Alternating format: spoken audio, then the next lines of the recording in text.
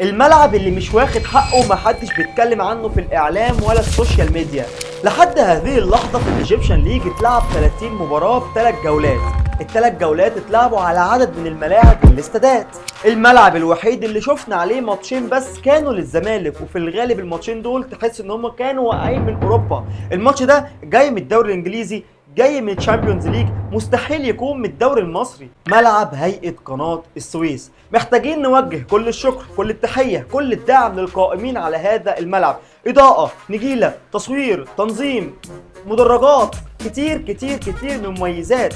الملعب الوحيد اللي تحس فعلا ان هو يستاهل انك تلعب عليه. والسؤال هنا، امتى تكون كل الملاعب بهذه الجودة؟ ايه الطريقة اللي الناس في الاستاد دي عملتها او الخطة اللي قامت بيها علشان تبقى عندنا النتيجة دي تكون هي دي النهائية؟ وعشان كده لما طلع خبر غلق استاد القاهرة انا فرحت جدا، لان ده فعلا اللي كان مفروض يحصل من قبل الدوري ما يبدأ بفترة. ملعب استاد هيئة قناة السويس ومش ملعب السويس، عشان خلي بالك هما في اتنين كده لا تتلخبط ما بينهم، يستاهل مننا كلمة شكرا.